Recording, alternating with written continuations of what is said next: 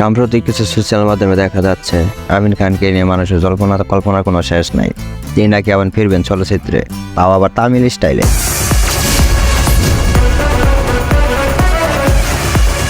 বর্তমানে বাংলাদেশের সুপারস্টার হচ্ছে শাকিব খান।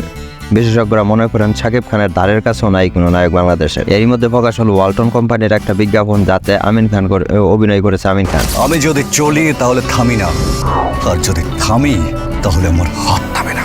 এখানে তার যে লুক, কথা বলার স্টাইল, ফাইটিং স্টাইল, তাতে মনে হচ্ছে তামিল সিনেমা দেখছি।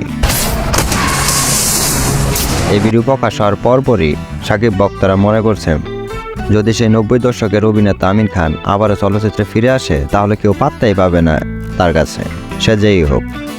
আমার জেঠি আমার না। বিশেষজ্ঞরা মনে করছেন, তাকে দেখে মনেই হয় না সে 90 দশকের নায়ক। সে এখনকার জন্য পারফেক্ট। দিন দিন তার বয়স কমছে, বাড়ছে না। তার লুকিংটা দেখে এরকমই মনে হয়। তো প্রিয় ভিউয়ার্স, আপনারা কি মনে করেন, তার বয়স কি দিন দিন কমছে? সে যদি আবার এই চলচ্চিত্রে ফিরে আসে তাহলে মনে হবে? আপনারা কি মনে করেন? অবশ্যই আপনাদের মতামতটা জানান।